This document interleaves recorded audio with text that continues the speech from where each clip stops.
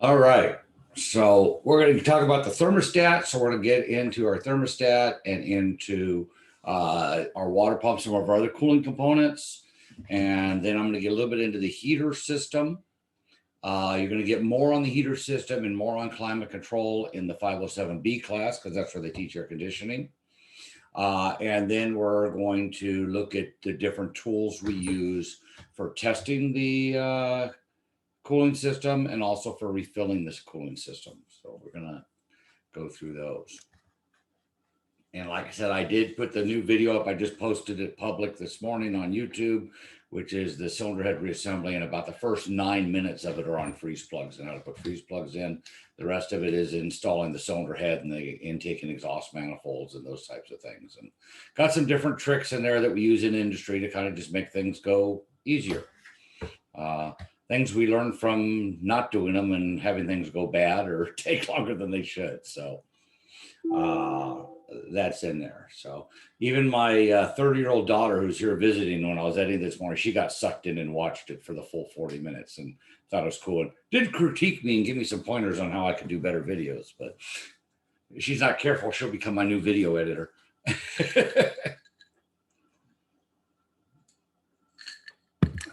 All right, so my thermostat expands and contracts, which changes the engine. So we have a wax-filled pellet here, and that wax is going to expand and contract with temperature.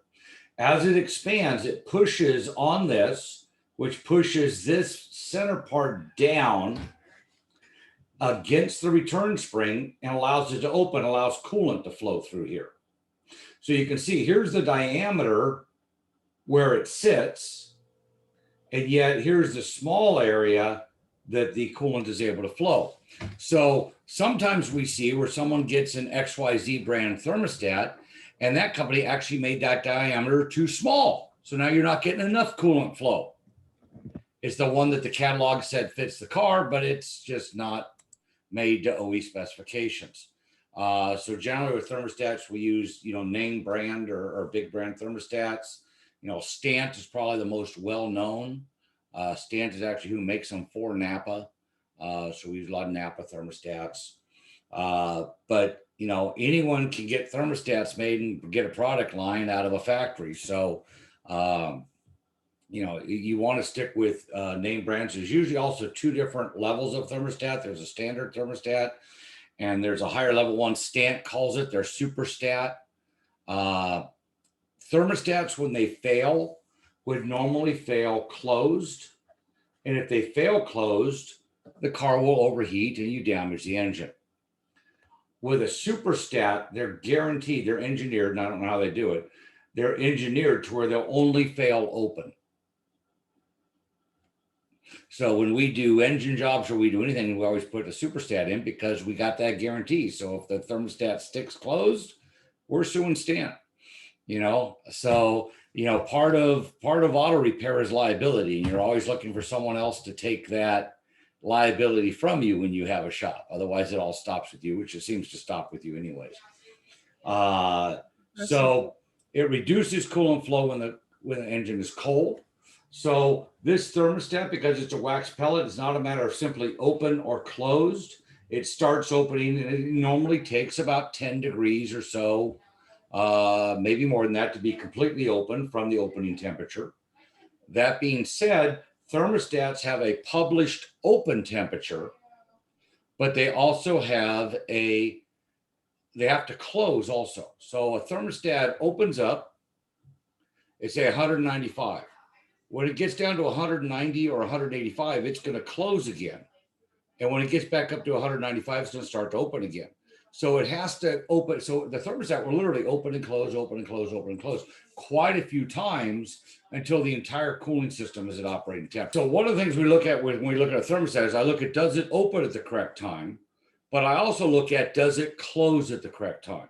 A lot of the issues we have with thermostats, especially when it comes to emission failures or self-diagnostic monitors not running, is not just is it stuck open, so it is never closed, but when it opens and it cools off, it doesn't close again.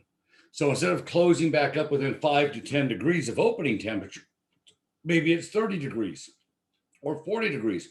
Well, that's too far. And now we're down cold enough, normally below anywhere between 176 and 168, depending on manufacturer. Once we get below that temperature, we start disabling self tests.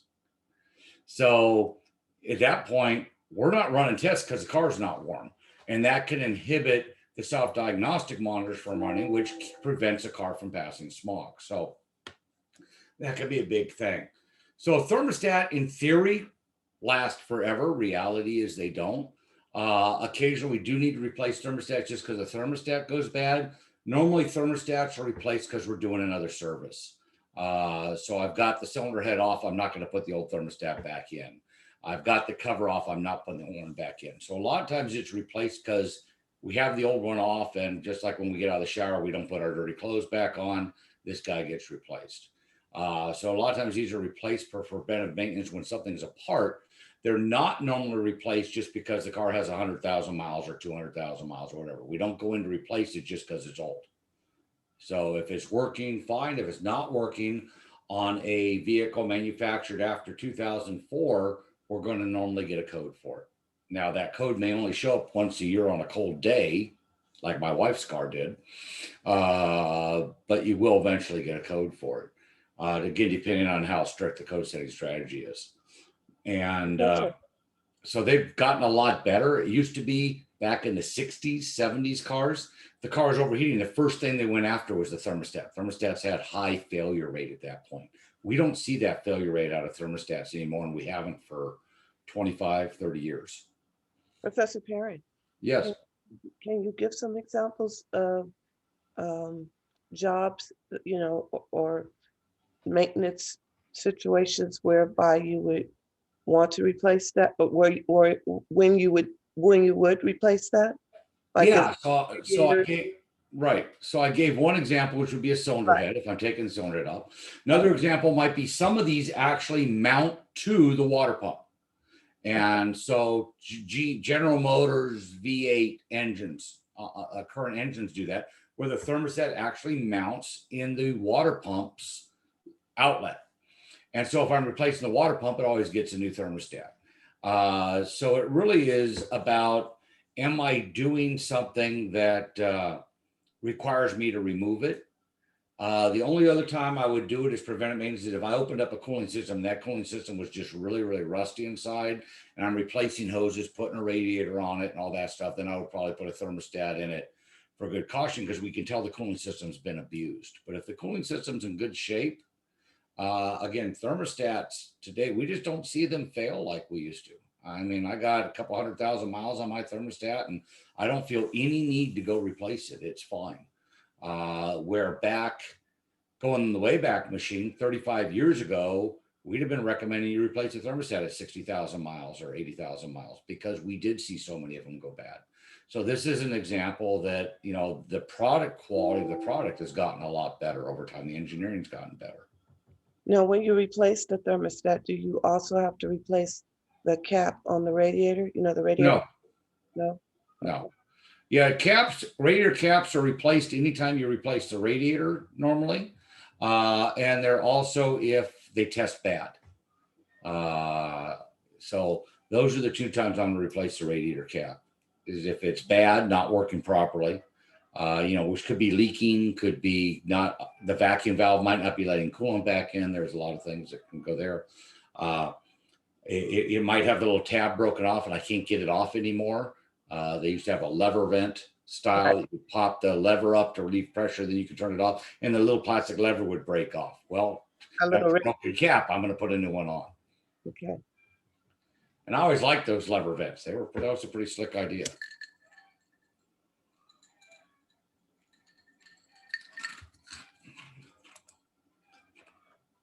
So here's an example of thermostat flow.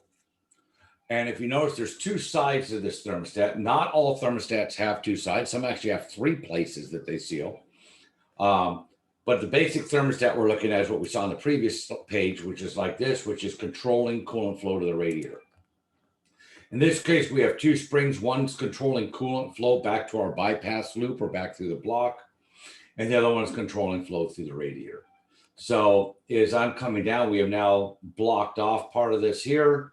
and we're flowing everything through the radiator, or I can flow everything through the block, or I can flow a combination of those two things, depending on the temperature and what we're trying to do. So the only side we're really testing is the side that goes through the radiator. Now What's this, that? this here, the slide says that the wax melts and forces the valve open. So what happens when it cools off again? What happens to that wax? It's still inside there. So the wax is inside a thermal tube right here. It's like they call it a wax pellet or wax filled pellet. So what's happening is as the wax is melting, it's expanding. And when it cools off, the wax contracts. So it's in a sealed chamber. So the wax isn't going anywhere. It's strictly just expanding and contracting and pushing this rod up or down. Okay. Good questions. So some thermostats have a little, what we call a jiggle valve. And that's where if you look at the thermostat, it'll have a little piece that kind of rattles back and forth in it. You always want to place that at the top if the thermostat's mounted horizontal, mounted vertically, going in on its side like this. If it's just mounted horizontally and dropping in, it doesn't normally matter unless there's a lineup point. Because if I put this little valve here on the bottom, then I'm going to trap all the air and the car's going to overheat. And then until I get all the air out of the system. So some cars use a little jiggle valve. Other times, if you look at the thermostat, where the seal is, where the metal hits, where this touches this on this surface, if you hold it up to the light, you'll see a real small V at one point. That's the air bleed. So you would rotate that so it's at the top if the thermostat's going in sideways. If it's just going flat, it doesn't matter. But they don't tell you in the instructions that there or anything else, but that's what that's there for, is to bleed the air out. So if I want to bleed the air out, I want to put it at the top so the air comes out. So we hold those up to the light to look to see if a thermostat has one of those or not. And you'll see it. You'll see that it's all dark and you got a little bit of light coming through. It's like, okay, that's where the little V cut is. In the old days, this was such a problem with bleeding systems. We used to have an 1/8-inch drill bit in the drill press at the shop. And when we got a thermostat, we drilled an 1/8-inch hole in it just to keep these cars from airlocking and overheating. So these problems came about, but they hadn't put the little V's in the thermostat. They hadn't put these little jiggle valves in. So we were getting thermostats in and we couldn't get cars to bleed. We figured out 1/8-inch hole. So we were drilling 1/8-inch holes in every thermostat. And we did that for a number of years back in the 90s to solve this problem. Then finally manufacturing started solving the problem and we no longer drill holes in thermostats. Here is a coolant bleed. So this coolant bleed is used on vehicles, and some vehicles will have no coolant bleed. Some vehicles will have multiple coolant bleeds. But if my engine is up here and my radiator fill is down here, when I fill up the radiator, I'm still going to have this much air in the engine. So what I have to do is I have to put the cap on it, start the engine, let it get hot so it pressurizes. Then I can open this up and let the air out until I start getting coolant out. Then I got to close it, shut the engine off, let everything cool back down enough for me to take the cap off, fill it up some more, shut it off, do it again, and make sure I get all the air out. So that is the factory procedure. How do you know when all the air is out? Will you hear something? Well, you'll get a solid stream of liquid instead of getting spitting or just air. Okay. And what we do in industry is we cheat, because if I got to heat it up, cool it down, heat it up, cool it down, that's a lot of time. So one of the tools I'm going to show you today is a cooling system pressure tester. And it goes on where the radiator cap is and allows me to pump up pressure in the cooling system. And that has a couple of advantages. One, I don't need to wait to get pressure.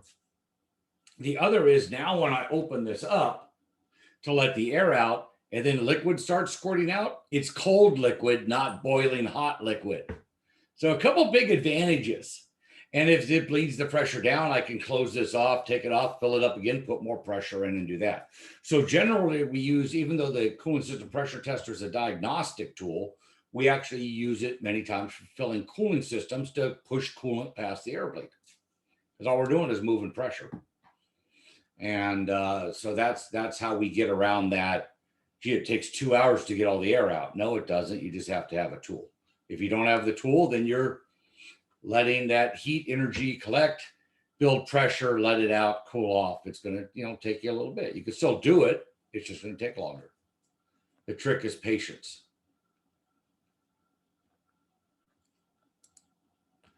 Which of the following is true regarding thermostat operation? All of the above. All All of the the above. And this is the only device that'll cause an engine to run too cold. So this is the device that controls the temperature of the engine. So this device stays closed until your engine gets to operating temperature. So if it's 20 degrees out, we still want your engine to operate at that 180 to 210. If it's 100 degrees out, we want your engine to operate at that 180 to 210. Well, obviously, if it's only 20 degrees out, when we flow coolant through the radiator, we're going to get rid of a lot of heat fast. So I don't want coolant going through the radiator all the time.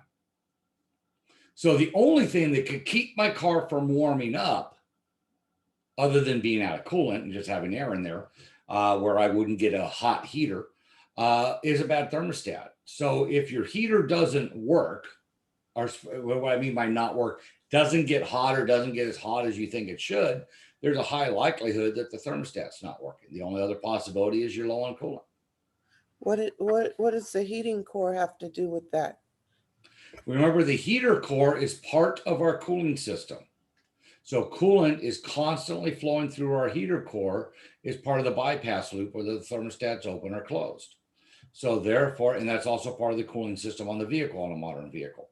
So if I don't have any heat coming out of the heater core, I have two possibilities. Either I have a lot of air in the system, so I'm not flowing any coolant through the heater core, or my engine's running too cold. So if it goes from cold to kind of lukewarm but never gets hot, that's most likely a bad thermostat, because the engine's actually not getting to full operating temperature. Okay.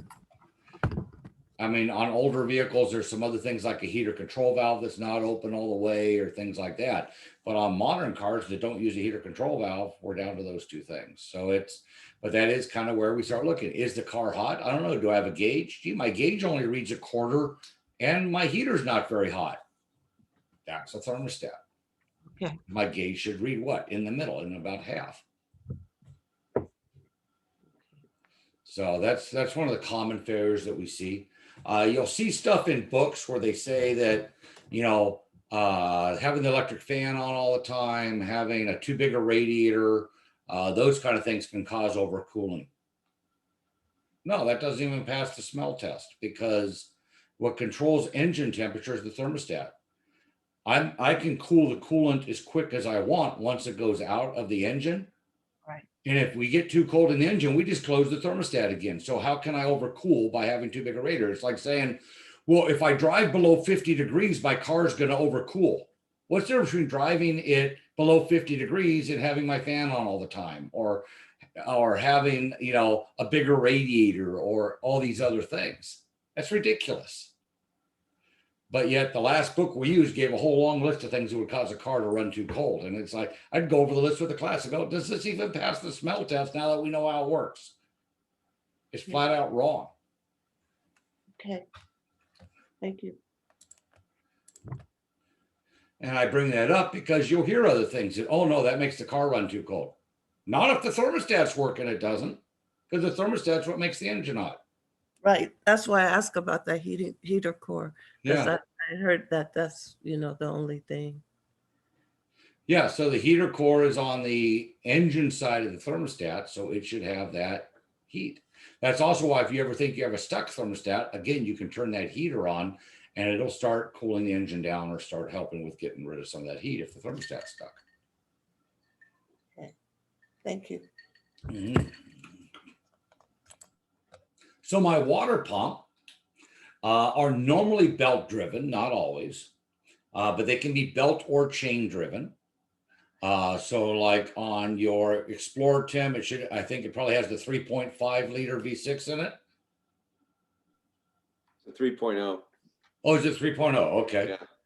Well, that's Twin good. turbo. Yeah, the 3.5 that they were using in the Explorers, the water pump's driven by the timing chain. It's 10 hours to change it. Horrible design. Not the 3.0s, as far as I know. So that's the good news. But so we do have some examples where they're driven by chain. We also use some electric water pumps that I'll show you. But the most common is it's driven by a belt, either a timing belt or a serpentine or V belt. These are normally located on the front of the engine, although not always. There are some engines that have actually mounted them on the rear of the engine and still driven them by a belt off the back of the camshaft. So we do see some interesting variations. They all have, let me back up a second. They all have bearings holding the shaft. They all have an impeller, which is what moves the coolant. And they have seals. And between the seal and the bearing, there's normally a weep hole. The weep hole is here so that when the seal goes bad and coolant comes out, it doesn't go into the bearing. So normally when the water pump starts leaking, we actually see the coolant coming out of the weep hole. And that's a small round, about 1/4 inch around drilled hole that you see. So you see this hole and coolant's coming out. That's the weep hole for the water. It also helps equalize pressure on the seals. But it's designed not only to equalize the pressure on the seals, but also allow for coolant to come out and not go on the bearing. Because if this bearing's compromised and the shaft starts moving, we can damage the engine block on this side. On old cars, we'd put the fan through the radiator, which was always a neat look. So now the customer needs a water pump, a fan, and a radiator. Price just went up. And so that used to be a common issue. So that's the basic design of the pump. So what goes out on the water pumps is the bearing or the seals that usually start to fail that cause Right. you to replace them? Yeah, so the most common thing is the seal. That's a leaking water pump. Sometimes we have bearings go bad, so we'll have play in the water pump where we get noise. Occasionally, we have a cooling system that is not correctly maintained, and this impeller, if it's made out of steel, will actually rust away. And now we don't move any coolant because there's no impeller. All the little fins have gotten rusted away from it. If it's plastic, occasionally we see where the plastic impeller cracks and spins on the shaft. So even though the shaft is turning, the impeller doesn't, both of which will cause coolant not to flow. And that was very popular on BMW. Some other manufacturers have had that issue. So sometimes it's an impeller issue. Sometimes there's an impeller issue caused by a bad bearing or maintenance. Sometimes it's a design issue. But by far the most common issue we see is coolant coming out the weep hole. Right. That's the number one, probably 80% of water pumps, if not more, that are bad, that are driven by belts. That's what we see. So that's not when people start saying, oh, the engine is overheating. They see that water that's condensing or that's on the ground underneath. Is that the water that's coming out of the weeping hole? No, not necessarily. So, okay, we used a couple different things here. The water is not condensating. If I have condensating water, that's going to be from the evaporator of the air conditioning, and that'll be out of the evaporator drain hole. And that's that clear water that you get underneath the vehicle, especially on a humid day where you have your car sitting there idling. You got like a car-sized puddle of clear water, and it's usually fairly cool. That's coming off the evaporator core. That's normal. That's part of the air conditioning system where we're condensing the moisture that's in the atmosphere. If my car is overheating, it may be because I've lost coolant. So, the scenario would go that my seal goes bad and I lose some coolant out the weep hole. And water pump seals are unique, and then sometimes they only leak under vacuum. So it may be fine driving all day. I park the car in the garage overnight, and the next morning I come up, I got a little puddle, but I really can't tell where it's coming from. And it doesn't do it every day. And so this goes on for a little while. No one checks the fluid. Eventually, that coolant level gets down low enough to where now I can't dissipate the heat. The car overheats. What happens when they go real bad, the other extreme, as fast as I'm pouring water in the radiator, water is almost running out this weep hole. You know, obviously I'm pouring in a little bigger volume hole than what's coming out, but you get the idea. It's coming out as fast as it goes in. So we do see water pumps that leak very badly if they're ignored long enough. Many times it comes in as a complaint on the garage floor. We put it up in the air, do the diagnosis, and find out that the coolant's coming out the weep hole of the water pump. If the car's gotten to the point of overheating, that usually means someone has ignored the other signs and continued to drive the car and not check their fluid, and the coolant's now gotten down low enough, or the water pump has gotten bad enough to where now the bearings are bad, so the impeller's not moving coolant, and things have gotten catastrophic. So the weep hole is kind of our canary in the coal mine. It lets us know if I have coolant coming out of there. It's time to do it while my car is still reliable, not wait for me to be stuck on the side of the road. Okay, thank you. You bet. Great questions. So here is a couple water pumps. And this one is mounted on the front of the engine, and then a pulley would be mounted on here that's driven by a belt. And this water pump is driven by the timing belt. We see the tooth belt there. So an example of when I would replace this water pump is anytime I do a timing belt. Why would I do a timing belt after 105 or 120,000 miles and not replace the water pump? Do I really want to go back in and take this apart in 50,000 miles, or do I want to do everything that needs to be done? Then I know the car is good for another 100 and whatever thousand miles. So water pumps many times are done as preventive maintenance, not so much that I'm worried about it going bad this instant, but the labor is so much to go in. If we're already spending 4 hours, 5 hours to replace this timing belt, why wouldn't we spend another hour and replace the water pump? You know, so it's one of those things that, yes, does it add money to the job? Certainly it does. But if you say no, and then the car's back in 10,000 miles, now we're taking everything back apart, doing a water pump, and it's always possible the water pump has damaged the timing belt. So now you're buying parts you've already bought before. So we always recommend to customers to do the water pump when we have the timing belt off, if it's driven by the timing belt or if there's a lot of overlap labor like that. It just makes sense. And again, occasionally you have customers say no, that's fine. But at least then 12 months from now when the customer's back, or 8 months from now when the customer's back and their water pump's leaking, I don't get the, well, if you just told me that I could have saved money at the time, I'd have had you do it. And I've heard, and not that they would have, but the fact I didn't give them an option is a valid argument. So then we'd end up greatly discounting the labor, doing other things to keep the customer happy. We only do that so many times before you figure out, I just need to give the customer the choice every time because I'm tired of doing this for free because I figured it'd probably be okay.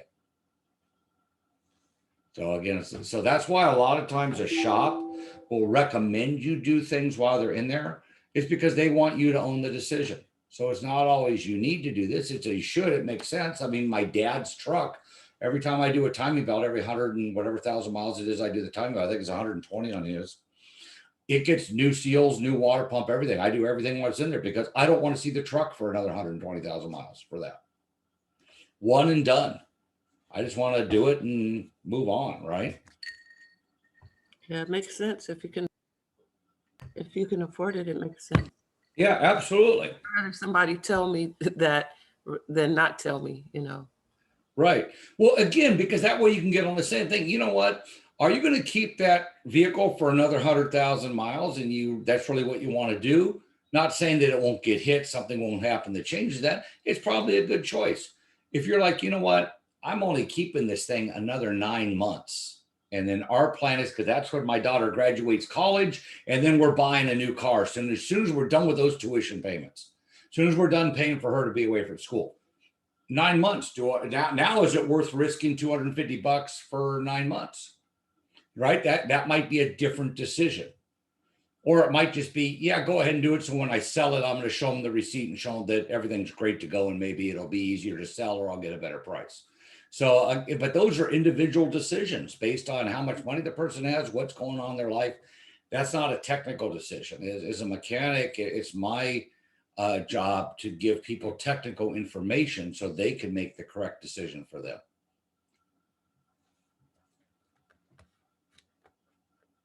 But that's why shops do that, is they want it to be your decision.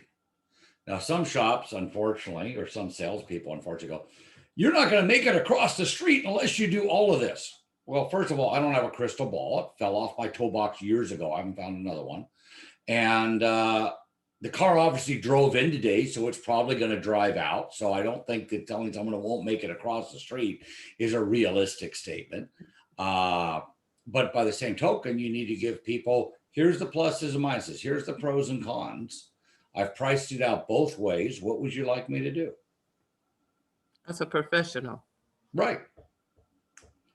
And at the end of the day, and for a lot of years, I've really prided myself on being a professional. You know, and that's, and you're right, that is a professional. And not everyone in any industry is a professional.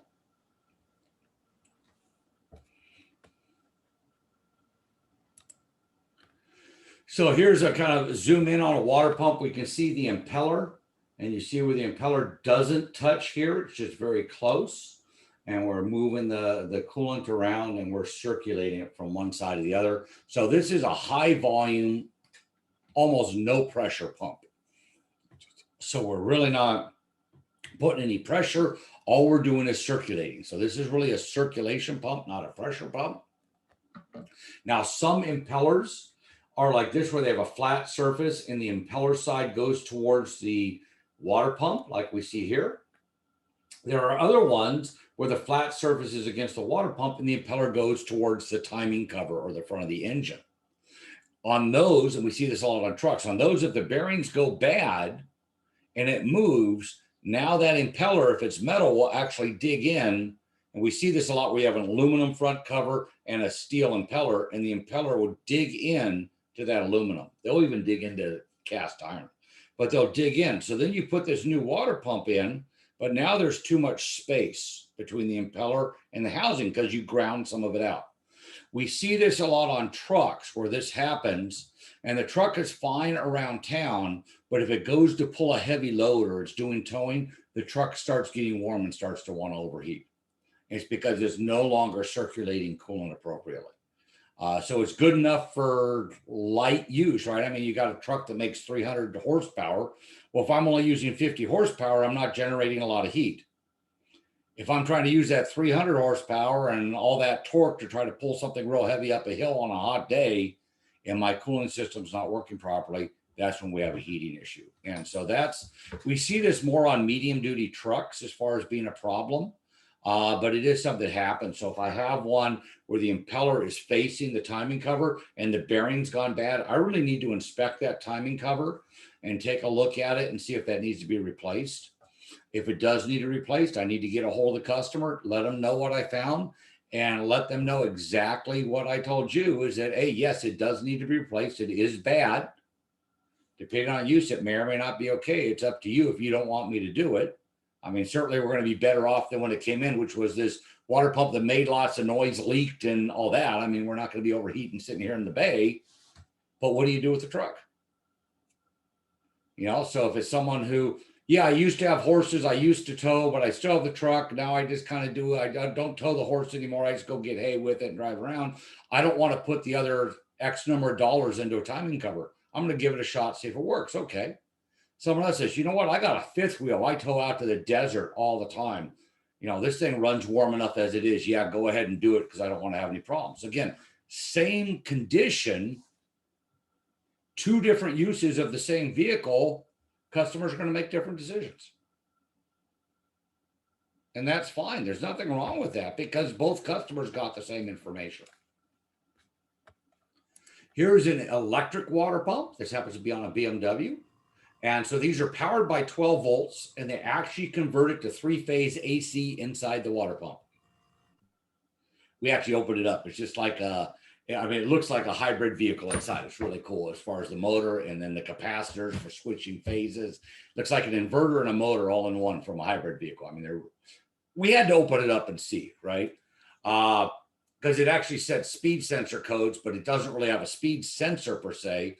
What it's doing is looking at the speed difference between the electrical phases of the motor. And so by seeing how fast it's going through the 3 phases of the motor, it can tell how fast the pump's going or if it has a problem and set a code. Really cool technology. I mean, we geeked out on it for a while because we want to know how it worked. But this is B&W. These don't tend to leak. These set codes. So if you have a code for a water pump, you go and you put a new water pump in. Pretty simple. I've never replaced one of these for leaking. All the ones I've replaced for is because of codes, and the codes say the water pump's not spinning like it should, or it's not turning on when it should. So this gives us a greater level of control in that not only now do I use the thermostat to keep heat in the engine, but I can not have the water pump on, and now I can really heat right around the cylinders and then turn the water pump on to circulate a little bit with the thermostat closed, then eventually open the thermostat. And on this vehicle, the computer controls the thermostat opening. So it's a computer controlled thermostat. It's electric thermostat with the return spring and all that, but it uses electricity to heat the wax pellet to open it. So it can manipulate all these things. So very cool technology. Needs to say, not a cheap water pump. And we've replaced quite a few of them, even when I was still in the industry. So, and it wasn't a bad job to do. And you were asking about thermostat. The thermostat mounts right here. So normally we would do the thermostat and the water pump at the same time because you're actually taking one off to get access to the other. So it made sense. Okay. But just to show you, I mean, something as simple as a water pump that, oh, a water pump's a water pump's a water pump. Well, wait a minute. Now we run some of them on the other side of the engine. We run some of them by a timing belt, some of them by a timing chain, and now we run some of them by electricity. And if I'm running by electricity, that's less drag on my internal combustion engine. So that's less parasitic loss. So that's more higher efficiency, less fuel mileage, better fuel economy.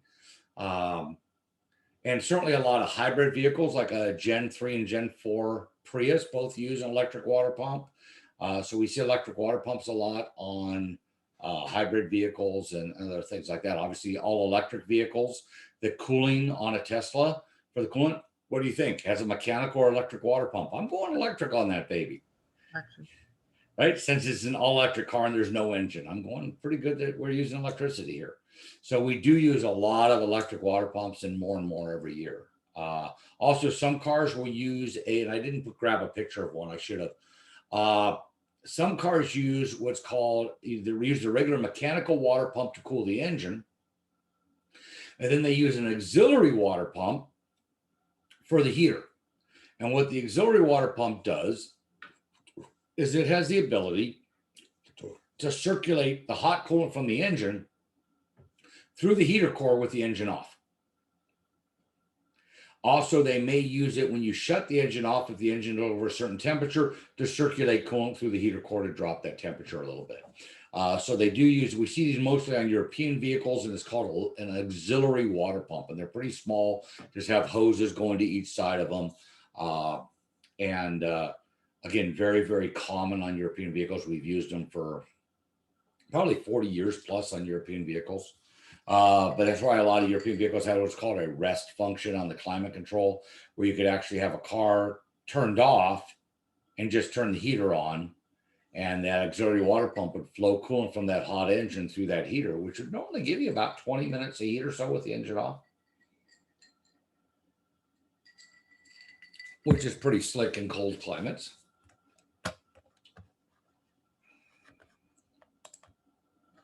What is the part of the water pump that circulates the coolant? Number 2. Number 2, the impeller. Absolutely. So our cooling fans, we have two different main families of cooling fan. One is an electric cooling fan. The other is a mechanical cooling fan. So there are still some vehicles today that use a mechanical cooling fan, but most or almost all are using electric. And even some of the mechanical cooling fans we have now are cycled or turned on and off by electricity to control the drag on the engine. But we normally see the mechanical fans now on bigger truck applications like our diesels. So these are used to pull air through the radiator by creating a low pressure area on the engine side of the radiator. And so by creating that low pressure, it pulls air in from the outside. And so these are engine driven, and they can be noisy and dangerous to work around. I know a lot of people have gotten fingers cut and have chewed up cables on tools and eaten timing lights and scope leads and all kinds of stuff with fans, and myself included. So these can be dangerous. They did use a flex fan design in the aftermarket, which was a flexible steel or plastic blades to increase fuel economy and reduce noise. The issue is because the blades were flexing, they would flatten out at higher speed, and they were made out of aluminum. Eventually they break, and then they turned into shrapnel and went places. Then you had a horrible vibration because your fan's out of balance. You may have a new hole in your hood or in a radiator hose or something like that. So that was kind of exciting times. Early fans were bolted right to the front of the water pump. So if the water pump turned, the fan turned. And, so this was 1-to-1. So it was always turning.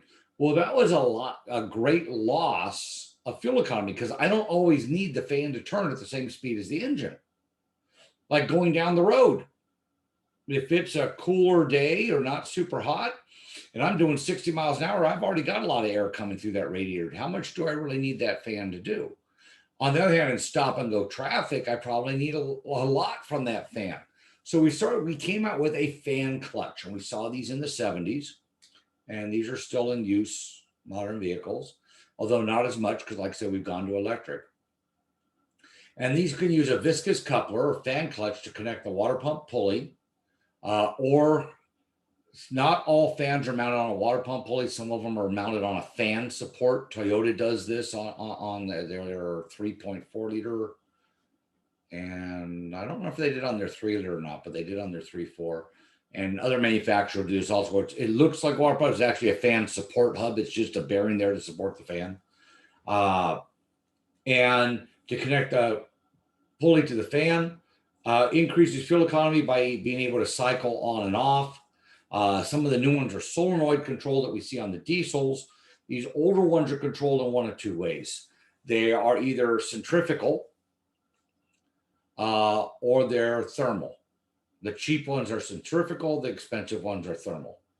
So like the thermal one on my truck, when that actually gets hot, you'll hear that fan clutch lock up. It sounds like an airplane. It is loud. So if I'm pulling a grade and that thing starts getting hot, that fan clutch will lock up and it is loud. So there's a defined point between lock up and not lock up because it's a thermal. The centrifugal ones, which are the most common, they use oil in them and they have a certain amount of drag, and the more you spin it, it catches up with it. They'll pull through. So the idea is to have good flow at idle, especially when it's hot, and then have less drag at higher engine RPM. And here we can see we're talking thermal, where you got cold, warm, and hot.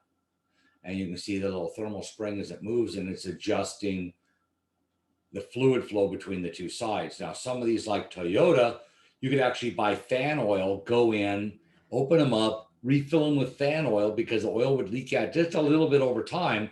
So instead of having to buy a whole fan clutch, they actually sold you fan oil, and the fan oil was pricey, but you pop the little thing, fill it back up with fan oil. Toyota was the only one that ever did that. Everyone else was sealed unit, go buy a new one.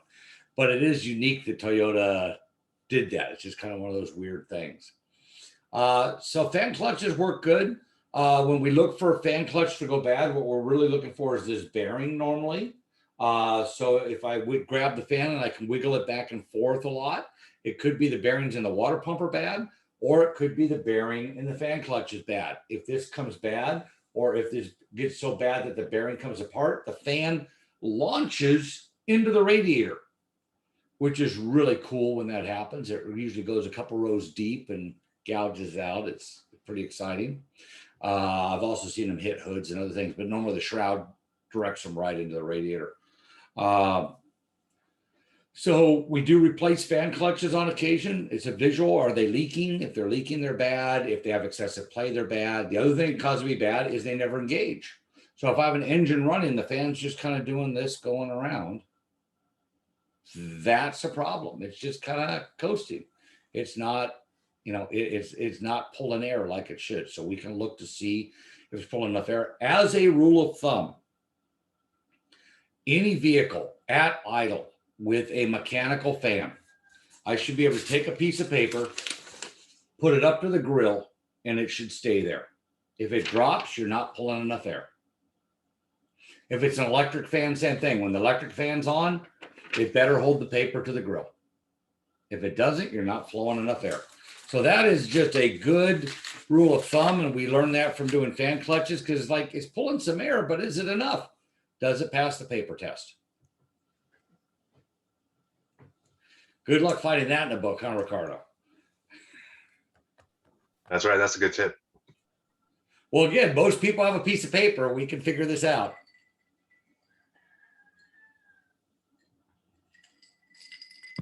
So basically, if you go out and you start your car up or whatever, you and it's just sitting idle, you should be able to put a piece of paper up to the grill and it should hold. It should hold. I mean, if it's not holding the grill, you might have a really wide grill. It might be really far away from the radiator. You might need to go up to the front of the radiator if there's a big space between. But for the most part, it'll stay right on the grill. Wow, okay. I mean, you got to use the common sense. I mean, there's some cars that the grill is like 2 feet away from the radiator. It's like, okay, I need to check this at the radiator. My old Delta 88. I mean, you can almost take a nap between the radiator and the grill. Gotcha.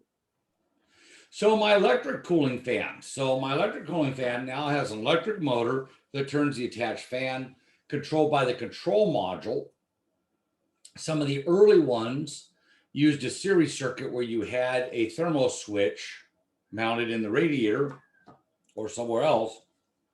And it was a simple series circuit where the switch just supplied either power or ground to the fan. It made the fan come on. So the computer was out of it. So we saw that in the 70s and 80s. By the time we got into the 90s, we started controlling this with a computer. And by the time we got into 96, OBD2 regulations started coming out. And we got probably about by 2000, I think by 2000, everyone controls it with a computer now. Because I can think of a couple of 98 models that were still using switches and relays. And this is a big advantage because now the computer's in better control of the temperature. So this means the electric motor is only going to come on when I want it to come on. So if the fan's not coming on a modern vehicle, I need to connect a scan tool and see, does the computer want it on? If the computer wants it on, now I need to diagnose the fan circuit. If the computer doesn't want it on, why not? How hot does it think it is? So, some fans come on 205, 210. General Motors has vehicles, the fan doesn't come on until about 230, 231. Let me tell you, first time I was checking that, I got up to 220, I shut the car off. Because, man, this thing's I'm getting uncomfortable with this. So I went and looked up in the manual, said 231. Okay, let me start it back up. I'm watching because the car's there for overheat problem. Sure enough, at 231, it came on. Now, when I'm sitting in the service bay, the fan needs to come on and it needs to go off. So in all manufacturers have a temperature range. So like the GM, the fan came on at like 230. I think it went off at like 211 or something like that. But they all have a spec that it should come on and it should come off. Every car made, I don't care who makes it, every car made, if it's sitting in the service bay, when that electric fan comes on, that fan should be able to cool the engine down enough that the fan turns off, sitting there at idle. If it doesn't, you have a cooling system problem. Again, one of my rules of thumb, right? So the mistake a lot of people make when they're diagnosing an overheating condition is, hey, do I have leaks? Do I have anything on the ground? Does the electric fan come on?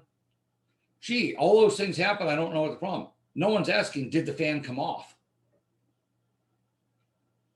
Right? Because if the fan's not coming off, that means we're not dissipating heat through the radiator. So is that a bad water pump not circulating? Is that a thermostat that's not opening all the way? Is it a plugged radiator? I mean, there's a lot of, is the cooling system empty? I mean, there's a lot of possibilities. Hopefully we've already verified we got coolant before we got this far. But the point is that we know, regardless of manufacturer, that has to cycle back off. Now you're doing this test with the AC off. And the reason why you're doing it with the AC off is because if I turn the AC on, the fans come on. Because I need the fans to pull air through the AC condenser to dissipate heat. Now, some cars will have 2 fans up front. And you turn the AC on, you only see one of those fans come on, because that's what the main Honda does this.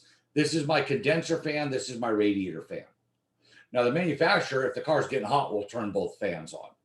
But you have a primary radiator fan, primary condenser fan. So if you turn AC on, only this fan comes on. If the AC's off and it gets hot, this fan will come on. If it gets real hot, then it will turn both on. The other thing we say with cooling fans is that many manufacturers have more than one speed. So they have a low speed and a high speed. If the fan is loud enough to really hear, especially with the hood closed, odds are that's high speed, because low speed is pretty there. Now, not all cars have 2 speeds. If the car has 2 speeds, if it has high speed and low speed, you should never hear the high speed. If the car is getting to high speed, either the car has an issue with the cooling system or the low speed fan doesn't work. There's a problem with the low speed fan circuit, so that's why we're only getting high speed. Or the car is actually overheating, and that's why you have high speed. And this is especially true on European vehicles, but it's a good universal thought. Because a lot of the cars that have 2-speed fans, not all, but a lot of them are higher end cars. Well, if you have a higher end car, you don't want to hear your fan. So they kick the low speed fan on, usually at a lower temperature, to keep the temperature down, so the customer never hears the fan come on. So if the high speed fan has come on and we have a low speed fan, that means that all that mitigation at low speed is not controlling my temperature. We're actually hot now. We no longer care if we are annoying our driver and get a complaint, because we don't want to blow the car up. So that's the pretty universal thought process on 2-speed fan systems, is that the high speed fan is there for the, oh shoot, we have a problem. So, I get customers a lot that come in and go, my fan's really loud, and it didn't used to be loud. Well, they don't realize they have a 2-speed fan and low speed no longer works, or the car's running hot. But that high-speed fan, especially on some of the Euro cars, are extremely loud, but they do move a lot of air. But I mean, again, people don't want to hear their fan. And if you pay a lot of money for a car, you really don't want to hear the fan. So and manufacturers know that. So if you have a fan that's making a lot of noise, like it's on high speed, don't just think that the fan's bad. Think about, why is the fan making so much noise? Why is it at that high speed? What temperature is the car running at? Those kinds of things. So there's also a hydraulically operated fan. This was only used by a couple manufacturers, like a Lexus LS used it, and Lexus used it on, I think it was the 430, the LS 430. So only a couple of times being used, using power steering fluid for pressure. And then they're using that hydraulic pressure from the power steering system to spin the fan blade. And they're controlling the amount of flow through the fan with either duty cycle or pulse width modulation. So it's not just on or off. That's why you see this control valve assembly. And the control valve assembly looks a lot like an oil control valve for the variable cam timing, because guess what? We're controlling oil flow. So that's going to be a solenoid. So only a couple manufacturers use this system. Certainly nothing I'd ever test you guys on, but I wanted you just to be aware it does exist. So how do modern vehicles control the electric radiator cooling fan? Thermal sensor? No. Wait a minute. Okay, how do modern vehicles control the electric radiator cooling? Thermal switch. No. The PCM? The PCM. PCM. The key word here is control, right? What controls your hand pulling away from something that's hot? Is it your hand or your brain? Right? I sensed it's hot, but that doesn't make my hand move. My brain needs to make my hand move. Cars are the same way. So modern stuff, certainly everything made the last 20 years and a lot of cars prior to that, if it's computer controlled, the brain decides when we turn the fan on. The switch just says, or the sensor just says, we're 180 degrees, we're 200 degrees, we're 210 degrees, we're 220 degrees. What decides to turn it on? The PCM. Okay. That makes sense. Control. That's why it's so important to always go to a wiring schematic if you think you have a fan problem and go, how does this car work? Does the PCM turn it on? Is it a simple series circuit where I have a power supply, a switch, and a fan? Is it a relay circuit where the switch is in the relay? So then I got to look at who turns the relay on. Is that the PCM or is it turned on through a thermal switch? That's why, looking at the wiring schematics is so important because every car is a little bit different. So I can't know how everything works. But I do know that where to find the answers, and that's a schematic. So that's why I go to, because the schematic's going to tell me if there's two speeds to that fan. Right? I mean, I could waste a lot of time Googling that or looking in the factory manual to try to find that out, or I can just go look at the wiring schematic, and the wiring schematic is going to tell me if there's more than one speed. So the wiring schematics are neat because they kind of give us that look behind the curtain, as it were. It really lets us see what's happening. So in that previous slide, that fan switch, how does that send or how does the PCM interpret that and then basically asking for the fan to come on, and then what does the PCM do with that information? Okay, so the bimetal stripper here we see on a switch is what we would use on an older vehicle where we're using that switch either to control a relay and turn on the fan or using that switch directly in series to turn on the fan. So those are the ones that would use that bimetal strip in the switch. Once we went to the computers, we're using the coolant temp sensor or the ECT because now it's just a matter of programming what temperature do you want it to turn on. So ergo the modern. Right. Exactly. Because now it's just a matter of programming. Do I want that ECT turned on at 205, 210, 215, 218? Because I already have that engine coolant temperature sensor for the powertrain control module. Now it's just a matter of telling it what temperature do I want you to turn the fan on? What temperature do I want you to turn the fan off? Does that explain it for you okay, Chris? Sure. Yeah, no, I got it. Like she said, it was just that question. It was tricky. You said modern. So this preceded what you were, the technology that you were asking about in that question. So this is a direct, connection. This either powers a relay or powers the fan direct once it makes contact. Yep. Honda used a really big switch that powered the fan directly, and they used to go bad all the time. That's why them and a lot of other manufacturers moved to just switching or turning a relay on and off.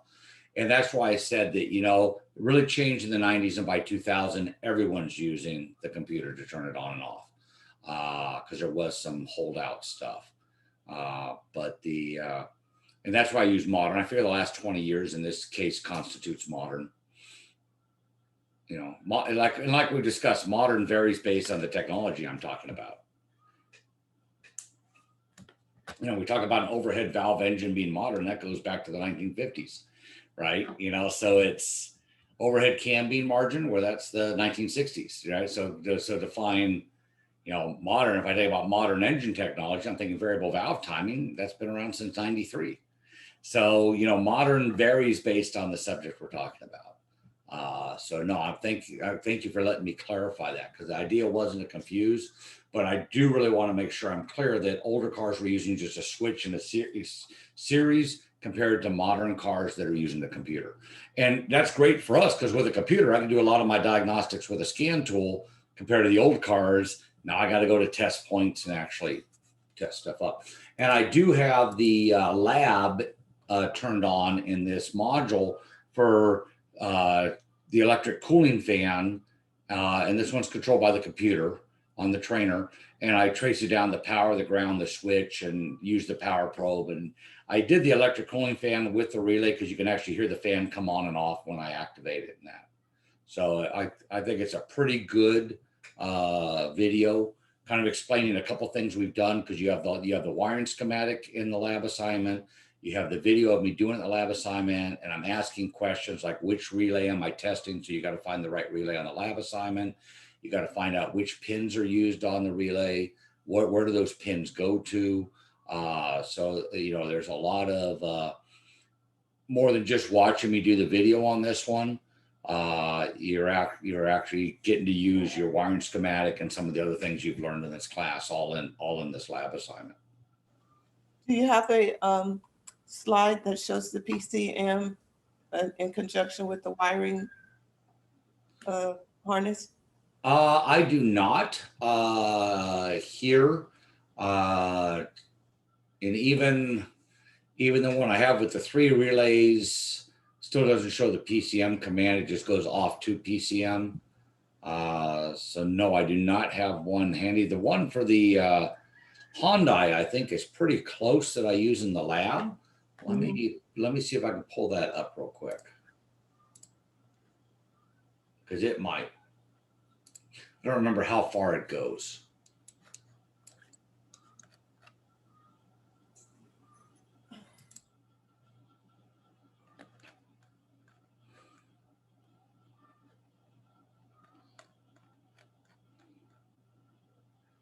Yeah, this should kind of gets us there. I think, yeah, it does. It has a PCM on it. So let me do the new share.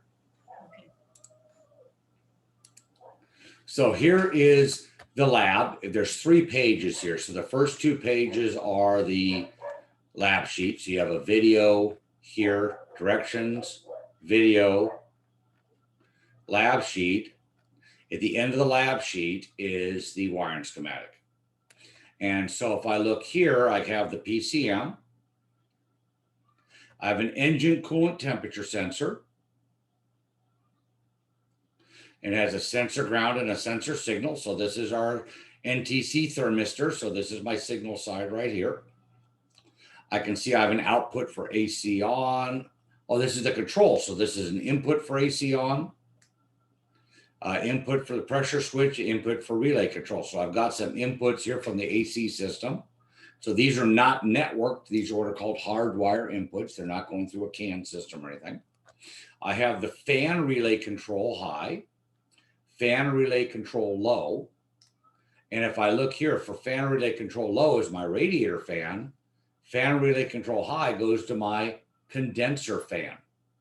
Right? So I have a radiator fan that should be enough for everything. And actually this trainer only has the radiator fan. But hey, if we're really hot, let's kick all the fans on. So you can see where it has the technology to do that. Plus we're going to turn on the condenser fan anytime the AC is on. Okay.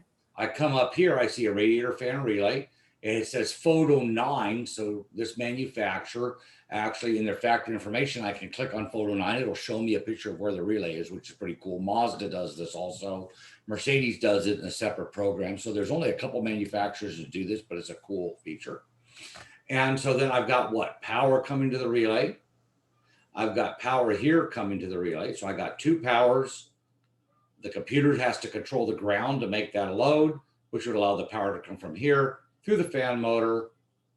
And it goes to condenser fan relay 2. So here's A right here. It comes over, comes to here to the default position, comes over, we'll hit here and turn the other fan on. Wow. So it looks like right there where you had the arrow. So those switches, they open up and close depending on what signal or message is being sent. Yeah, so this is a relay. So if there's power here and ground here, or vice versa, but in this case, power and ground. We generate electromagnetic field, which is going to pull this switch closed and complete this circuit. If I don't have power and ground, if I have power at both places or ground at both places or nothing at both, nothing, then the switch would be open. So the switches are always drawn in their default position. That's why here with A comes over through here, down to here, over to here, through here to ground. So we should make this what? A low speed fan, because what am I doing? Now, how many loads do I have in the circuit? 1, 2. You see how that works? So I'm having to go through 2 loads to get to ground. Each load has to use some of the applied voltage. So that would turn on both fans low speed. If we go to the high speed control and I energize this, now I've switched this to power, but I've also switched this to ground.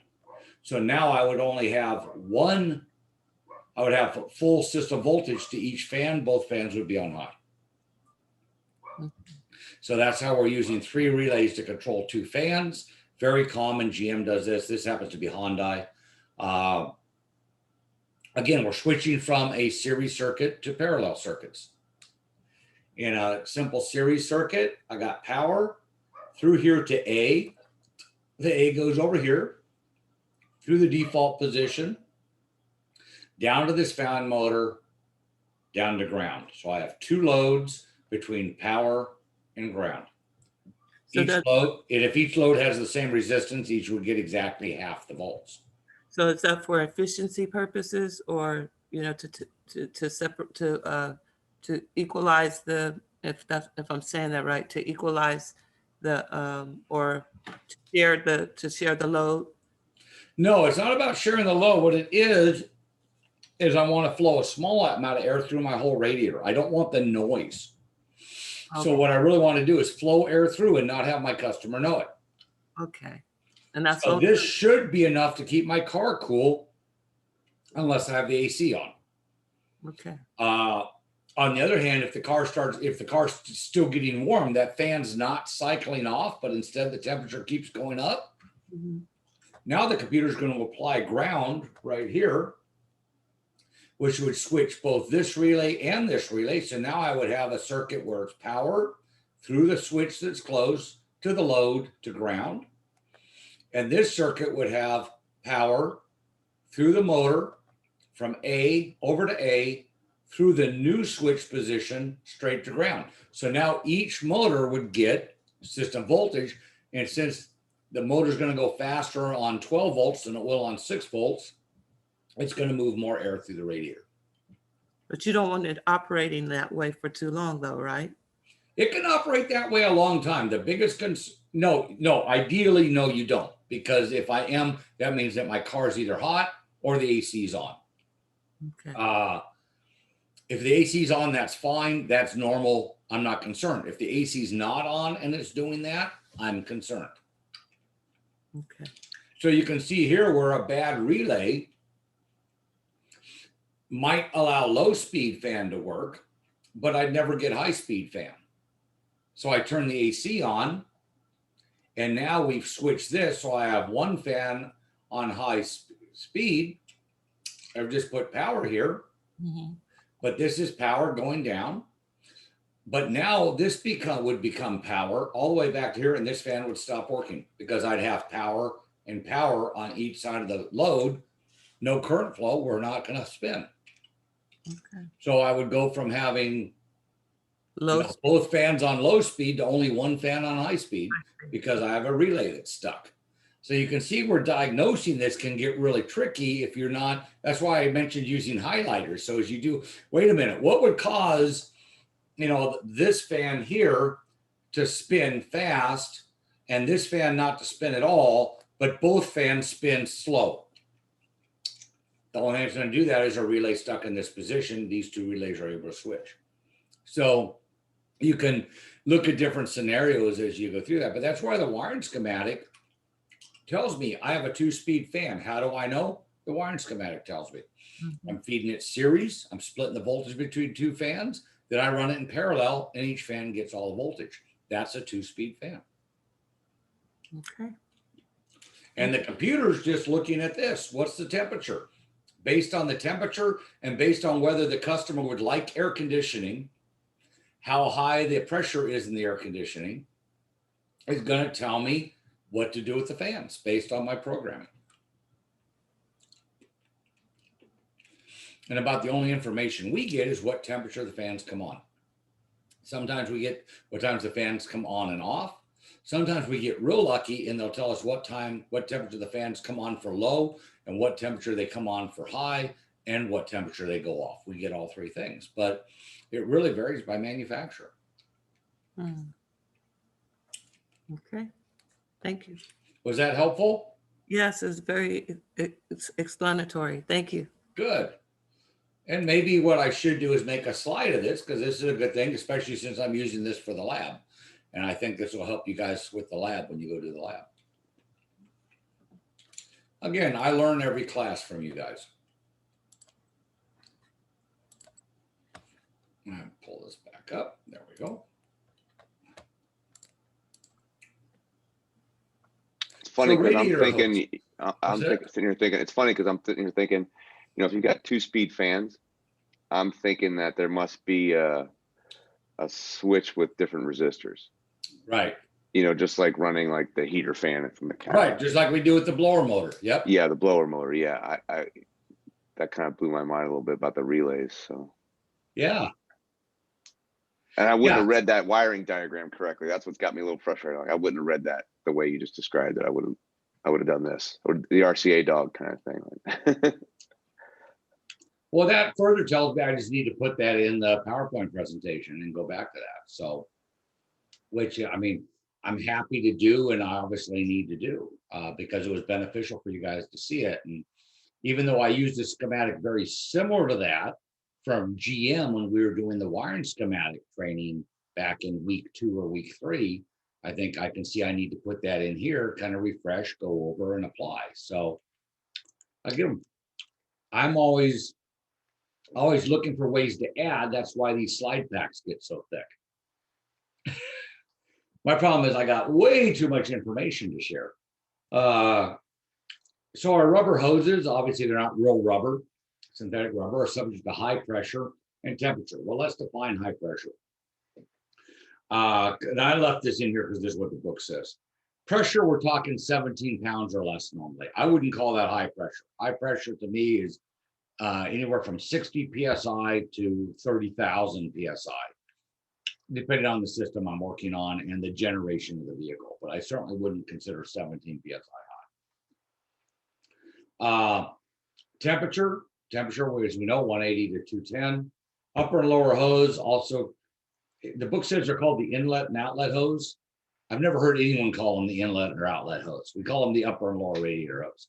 I dare anyone to go into an auto parts store and go, I'd like the inlet hose for my radiator. You're going to get the RCA dog turn, okay? But again, I left this in here because this is what the book manufacturer put in. So these are reinforced with a layer of fabric, typically nylon, to give them strength and prevent them from ballooning, yet be flexible.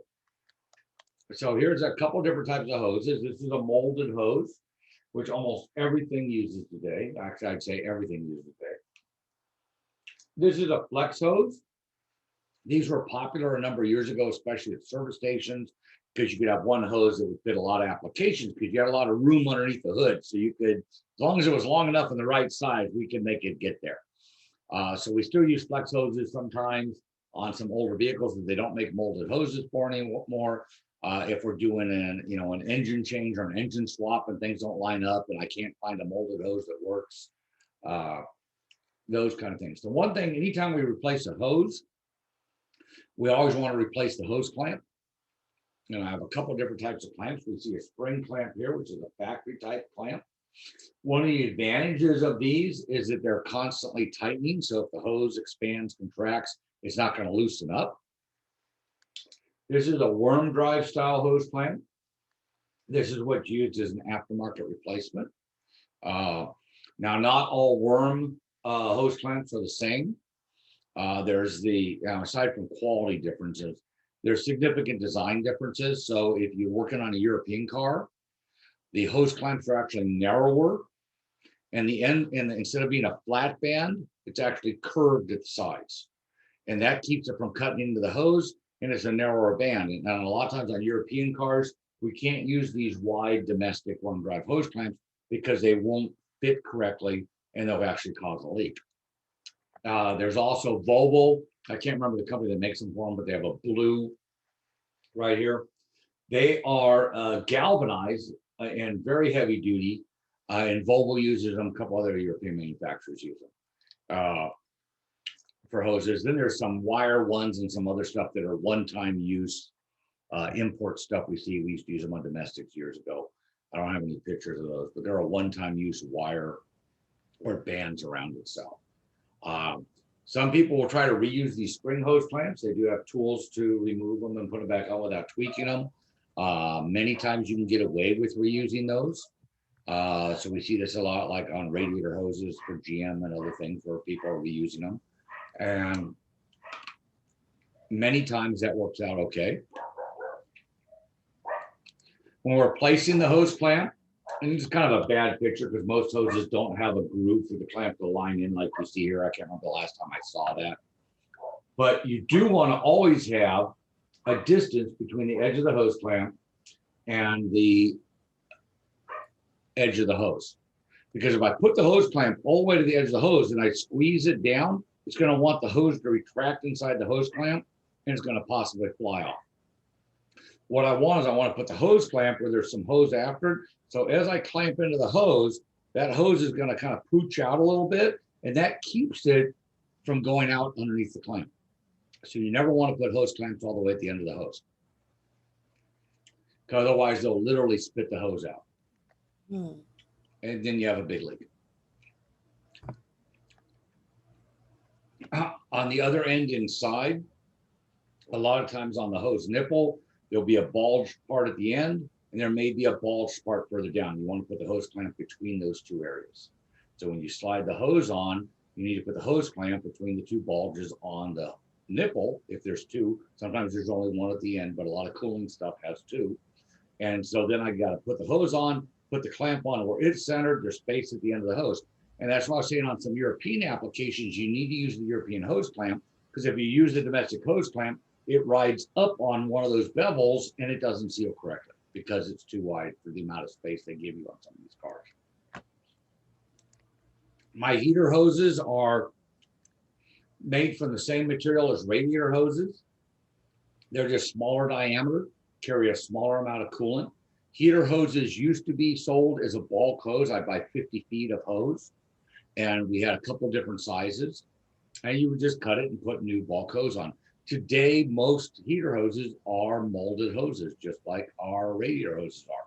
So it's not uncommon for a modern vehicle to have 10 to 13 different molded hoses on it. Wow. So if you talk about, I want to replace all my hoses, that can be a lot of hoses and a lot of hose clamps depending on the vehicle. Other vehicles are very simple. They still only have 4. So it really varies by application. But we have hoses that go to intake manifolds, hoses that go to throttle bodies, hoses that go to expansion tanks. I mean, there's a lot of different hoses. Hoses that go to a PCV, warmer, a EGR cooler. I mean, we got a lot of things that we can hook hoses to from the cooling system. So replacing all the hoses is not just your upper and lower hose, and it may not just be your upper and lower hose and your radiator hoses. It depends on the car. You can have quite a few different little hoses on there. Is there any one particular brand? I know once I needed to have some hoses replaced, and the guy said go with Bosch, you know, a lot of or Delco. The rest of them are no good. Is there any validity to that? Well, I think it's funny that you said Bosch, since Bosch doesn't make hoses. They're a reboxer. Delco really doesn't make hoses. They tend to rebox. They do make some OE stuff for some of the GM. AC Delco is good for your GM vehicle because it's factory stuff for your GM. So, I mean, certainly that's a good choice. Gates is a large hose manufacturer. Okay. Continental is another large hose and belt manufacturer. They're a European-based manufacturer. Then there's some OE manufacturers in the Asian market. Bando and Mitsubishi are a couple of them. So a lot of times when I buy hoses, I'm buying OE or I'm buying, major brand. I don't have a problem with getting factory hoses. If we want to get Motorcraft hoses for your Ford or AC Duck hoses for your GM, I am never going to complain about that. I always love using factory parts. I mean, look at how long the factory ones last. Why wouldn't we put something else on? So why wouldn't I put a factory Toyota hose on if I could get that at a good price? On the other hand, Gates is a real good one. Dayco is another company I've had bad experiences with over the years. But they are another company, and Dayco does make some good stuff. They lost a lot of market share because they had some issues going back to the 80s and didn't stand behind the product. And a lot of technicians like myself no longer sold that product. We're really kind of funny. If you have a product that goes bad on our customer and then you won't pay us to change it, or you argue, or we're losing a lot of money on this deal, we just don't buy that again. And I have products that burned me back, mid 80s, early 80s, still won't put them on a car today. So when you say Reeboks, that means they're not actually the manufacturer. Correct. They put their name on stuff. Yep, absolutely. So Bosch makes a lot of stuff, and I like a lot of Bosch products. There's other things that Bosch sells because the Bosch name is well known, especially people going to XYZ Auto Parts feel good about Bosch because it's a name they recognize. So let's go in the XYZ widget business. Well, we don't make these widgets, but we'll put them in our box and we'll give you our warranty. We don't make a lot of the products you buy. We make a lot of the products you buy better at BASF. Yeah. They just shiny it up and make it look pretty, huh? Absolutely. And to be fair to Bosch or any company that does this, normally they have specifications that they want those products made to. Okay. So they may be buying something that's already on the market that already meets those specifications, and we're just going to get a great deal, throw it in our box and compete against you.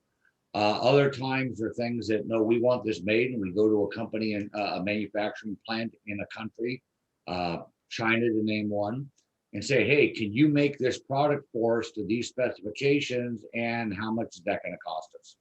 And sometimes what you spec out isn't what you get, just as Lumber Liquidators, because they had some issues with some of their flooring out of China. So even though they spec'd out something very different than what they got when it came to VOC emissions and other stuff, and some problems that they had. And if you notice, you don't see Lumber Liquidators ads so much anymore. Right. Yeah, they bit the bullet on that one. Right. But again, they found a manufacturer to make a product to their specifications. It just wasn't made to their specifications. And it actually violated the standards in the US on some of the products. So it was a major issue for them. And I am sympathetic, and at the same time, I'm not. I mean, it's like someone agrees to do something, but you have a certain amount of due diligence to make sure they're doing it before you're selling it to the consumer. So a lot of other coolant hoses. So you can see here, they're calling it a header tank, the heater, radiator. I mean, so you can see we're gonna have quite a few hoses here. The system that they used on here is, I think, largely a made-up system, but it does illustrate how many different hoses you can have. When replacing hoses, what other components should always be replaced at the same time? Hose clamps. Hose clamps. Yeah, hose clamps. You may do other things, but you always want to plan on doing hose clamps. So drive belts we talked about already in our charging system. So this is really just a review. Our serpentine belt, our V-pulley belt, and our timing belt. We talked about mechanical tensioners. So this is right here, the style on the left, the manual tensioner. This is one people tend to over tighten a lot. So this has a lock nut on the shaft where the pulley mounts, and you loosen the lock nut, and then you turn this, sometimes counterclockwise, so be careful, some are left-hand thread. And you're going to move this pulley out, or you're going to move it in, depending whether you're trying to take the belt off or tighten it. The issue is twofold. One, I can put so much torque on this, I can over tighten the belt. The other is people loosen that bolt 3 turns, 4 turns. So now instead of sliding straight up and down, we're sliding up like this. So now my pulley's here, belt's here. I've loosened up too much. My pulley's moved down. I'm pulling this up to tighten it. Now I want to tighten up that center bolt. Now I tighten that center bolt, which forces it to go straight. So one or two thing happens. If I'm lucky, I over tighten the belt. If I'm not lucky, I just broke the shaft that the nut goes on. Wow. Right? Because I'm now wedged sideways. I'm trying to tighten this up. This is hitting something. It doesn't want to straighten out. I've already made it so tight, and I just snap the front of the bolt off. That's a custom bolt. It only comes with the tensioner. Congratulations, you just spent a bunch of money. It usually comes with the tensioner, the bracket, the whole thing. So it's a package deal. Doesn't So- that have torque specifications? It may, many times it doesn't, and the torque specification for the bolt up front doesn't help because the torque specification is designed if you're tightening it up straight. If you're going here, then you can bind it before you ever hit the torque because you've still got this flex, so you're not hitting a true torque, but it's enough that'll break the bolt. So what is a tip to prevent you from over tightening it? Well, tip to prevent from over tightening is one, only back that nut in the center off a half a turn to a turn, so you can't get sideways. The other is you spin that up, feel the belt, and you should be able to get about a quarter turn out of that belt when you flip it over on the longest span. And so you want to make sure you have that. It shouldn't sound like a guitar string. And the reality is you can always tighten it up more. So you want to have it, snug it up, start it up. If you get a squealing sound when you start it, tighten it up a little bit more. So it is a feel thing, which is really hard to convey virtually. But that's, and some manufacturers do have a belt spec. Some manufacturers are talking about a belt tension gauge, which they do make. And we have a bunch of them at the school. The issue is, no one ever uses them in industry, which is beside the point. The big problem is you can't ever get them on the belt because there's no room to put the tool to where the belt is. That's why no one uses them, right? So they do make a tension tool, but the practicality of it is you can't get it to where you need to measure the tension on these cars. So we can go pretty snug, but you don't want to have it sound like a guitar string. If I hit this thing and it goes twang, twang, and they will when you get them too tight, you're too tight. And you want to make sure that thing is completely That quarter turn rule has always been a good rule. okay. And that's another part. You want to make sure it's really dry too, right? Yeah. When you put that belt on, because I've Yeah. seen those done before, and that thing slips off of there. Right. So you're right. So your belt surfaces should always be dry. You should never use a belt dressing or a lube on belts because they're making noise. If they're making noise, you got a couple possibilities. Either they're old, dry, and cracked, and it's time for new belts. You have a pulley that's worn, that the angle on the pulley is no longer correct. Someone put the wrong belt on, so the angle on the belt doesn't match the angle on the pulley, so you don't have enough friction surface. Or they're too loose. But and sometimes it's an alignment issue, like someone built an engine where the belts instead of being in alignment, they're off like this. So now you're riding on the shoulders and you can get noise, which you're not going to see unless there's a broken bracket or something, an overcar where someone's added something or modified something. But putting because they do sell at the auto parts store in a can belt spray. You'll hear things, put WD-40 on it, put whatever on it. These belts are not compatible with oil. So when you put a surface conditioner on it, it's oil based. The reason why the noise goes away is it's breaking down the belt, which is softening the belt, which is keeping it from slipping. Well, wait a minute. If we know that's not good for the belt and it makes the belts go bad, and now you got all this goop on these pulleys. So when you put your new belt on, how clean are you going to get all these pulleys after you've got this decomposed rubber stuck to them along with all this goop because you probably sprayed it more than once? Now you have a major problem on your hand. And so you don't use belt dressings. You don't use belt lubes. Yeah, there's plenty of that stuff they sell in the market because what? Well, gee, this $5 can will fix my problem instead of buying a new set of belts. You know what? If the belts are making noise, if they're tight, they're in alignment, the pulleys are in good shape, it's just time for new belts.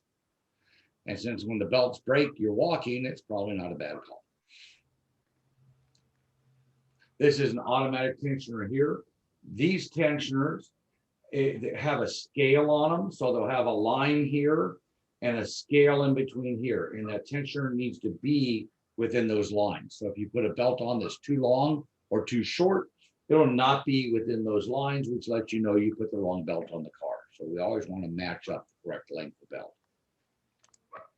Here is a tensioner for a timing belt. So this is more of a mechanical tensioner. You set a preload on this one. There's an Allen and a special tool that we use to do it. This is a Volvo, and then a spring adjust for wear. This is that hydraulic tensioner we talked about, and there's that grenade pin that I talked about back when we were talking about these earlier in engines. Temperature indicators, warning light, pull over. By the time you've driven a couple miles with that warning light on, you've just spent a whole bunch more money. That warning light being on means pull over, get that car shut off just as quick as possible. Temperature gauge gives us a little more warning, but certainly if the temperature gauge is pegged, same thing's true. Pull over, shut that car off. Now, when you shut that car off, you can turn the key back to the on position, which will allow the electric cooling fan to come on at the radiator. You can also turn the heater on to try to get some heat out of that. So we want to get that thing cooled down as quick as we can.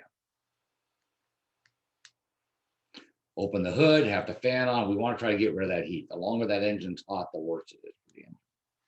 I've seen engines get so hot, they melt pistons, they melt plastic intake manifolds. I've seen people get engines really, really hot. I mean, really, really, really. I've seen them not only get the engine to turn into a boat anchor, but you built so much pressure, you blew the heater core apart. So you do that, put the new engine, I did this on a Volvo, put a new engine in the Volvo, lots of money because Volvo engines aren't cheap. Go to fill it up. I'm filling up the passenger compartment with coolant because the radiator, because the heater core is blowing apart. You got to pull the gas to change the heater core. You're not bypassing. So there's another $1,000 on top of the engine that we've already put in.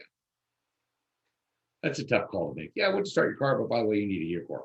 Yeah, I know we already put a radiator, we already put hoses, we already put an engine. No way of knowing. You drove it too long. And so we do see that they blow heater cores apart, blow radiators apart by overheating the car.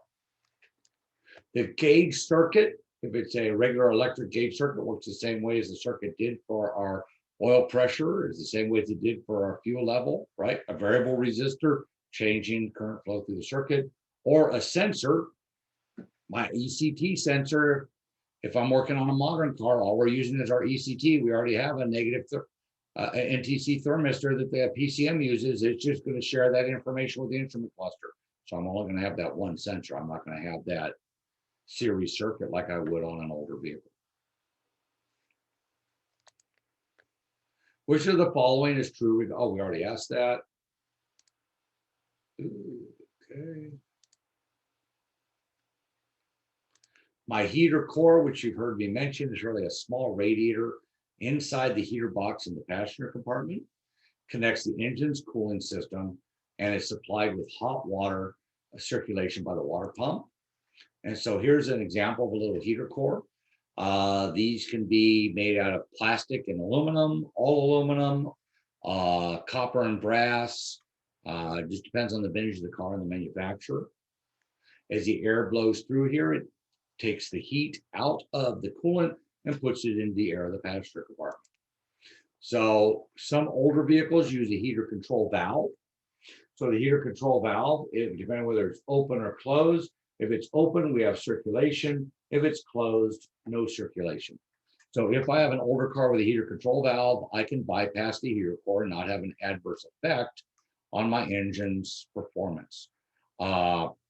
If I don't have a heater control valve, I should never bypass the heater core because that's part of the cooling system.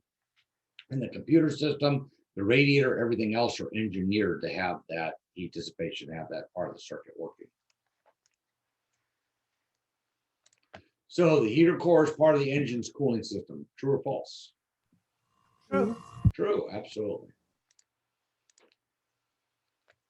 So air doors and actuators, just going to be real quick because this is not climate control. Mr. Fu goes into this in the 507B. But the heater box is a plastic box, normally underneath the dash or a combination of underneath the dash and underneath the hood, where the heater core is going to be housed. If you have air conditioning, your AC evaporator core is going to be housed.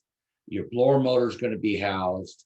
And you've got doors that are going to shift you between these different devices. And the doors can be electrical, vacuum, or mechanical with either leverage or cable. The basic doors that all cars have is we have a temperature door called a blend door, where we're blending hot and cold. The other door is called a mode door. The mode door goes from defrost to panel to floor. So the mode, where's the air going, blend hot and cold. So this is universal regardless of whether I get in the Wayback Machine and go back to the 50s or 60s, or whether I'm working on a modern vehicle. Mode and blend. Now, I may have multiple doors on a modern vehicle and multiple motors where I can close things off or run, because what can I do on a modern vehicle? I'd like floor and defrost.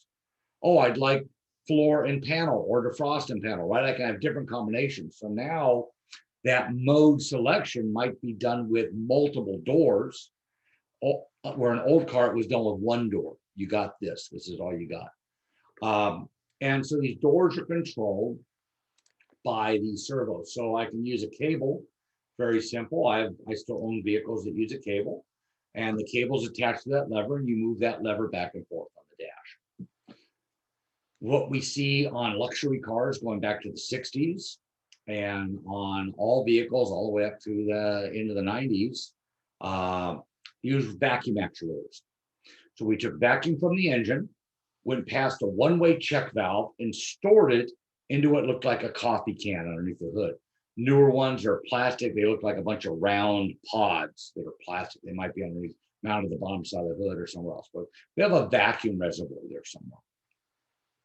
And then we use vacuum to move those doors where we want them. If I lose vacuum to this system, so I get a hole in the vacuum, someone doesn't hook the vacuum hose back up, I will have defrost all the time. I won't be able to go to panel. I won't be able to go to floor. All I'll have is defrost, because these vacuum systems all default to defrost if there's no vacuum. So if I get in a car and all that works is the defrost, I turn air conditioning on, it comes out on the windshield, doesn't go anywhere else. It's a vacuum system. You're not getting vacuum to the system. So odds are that's a little broken plastic line or something like that.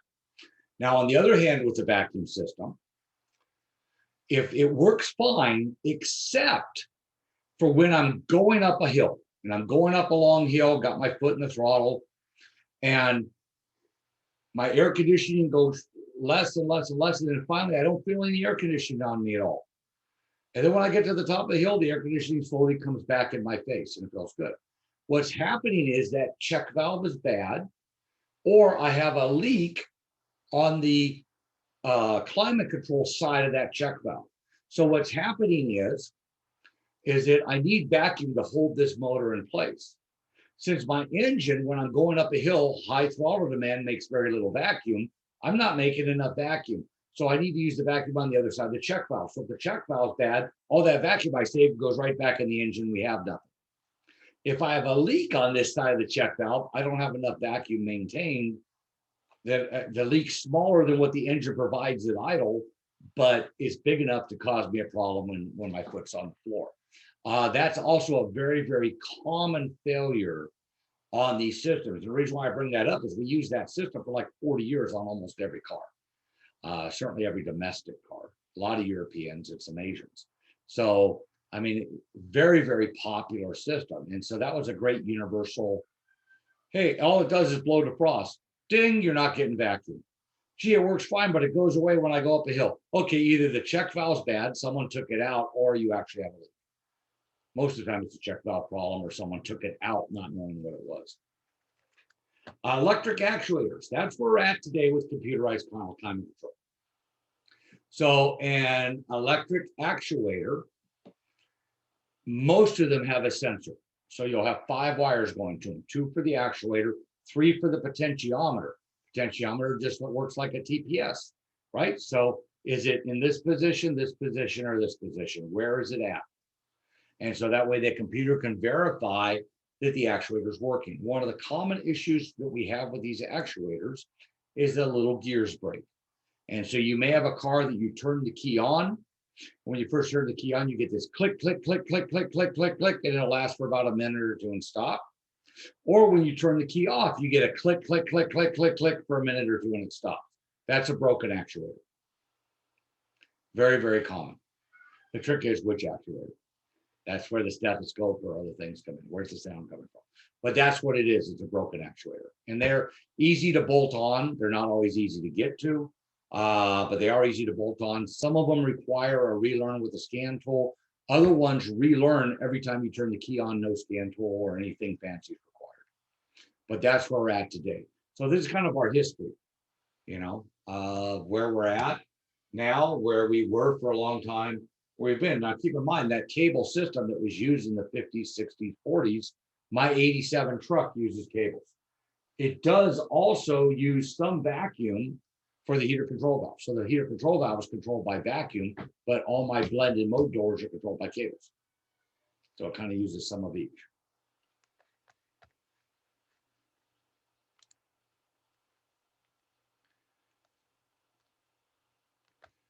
So we look at causes of overheating, low coolant level, rust and scale, poorly maintained system, stuck closed thermostat, retarded ignition time. So on older vehicles that I can manually control the ignition timing, if someone put it together wrong or excessively retarded it, I can cause overheating on a newer engine. In order for that to happen, I'd have to have a timing belt installed wrong, something like that.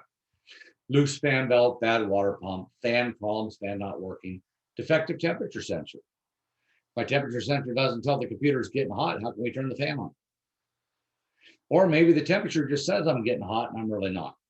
So one of the things we occasionally run into is customers complaining their car is running hot, but it's actually not.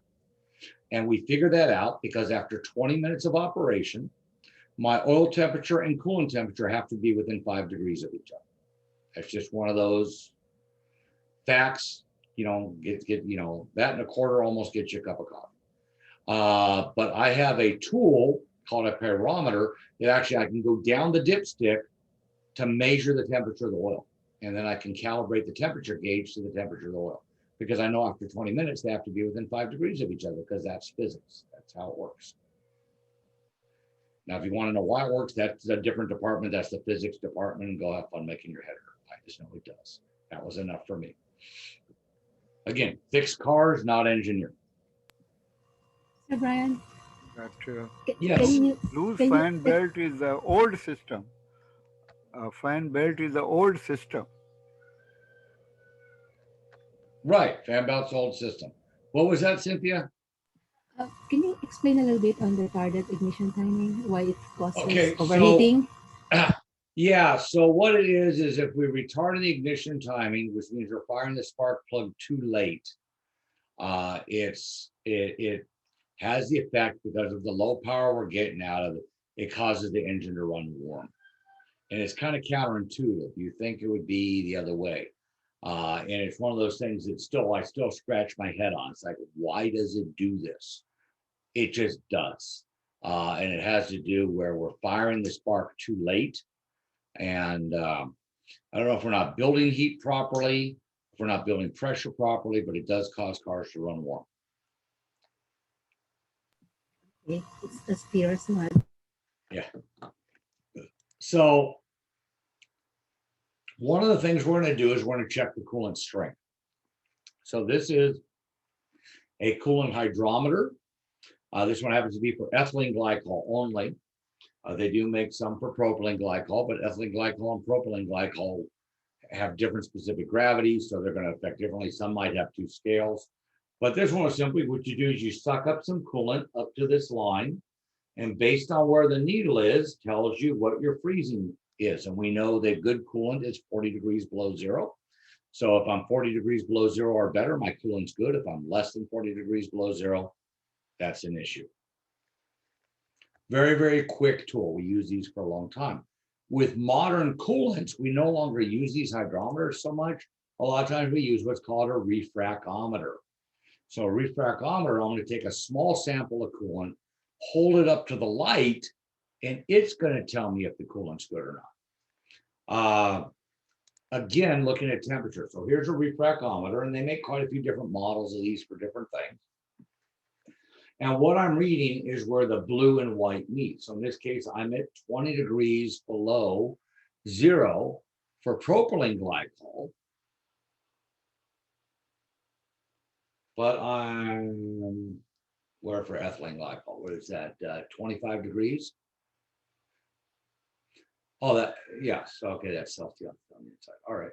So you can see it could be a big difference in what I'm getting. So, and that, no, that should have the negative in front of it. So that's, okay, yeah, they're going the wrong way.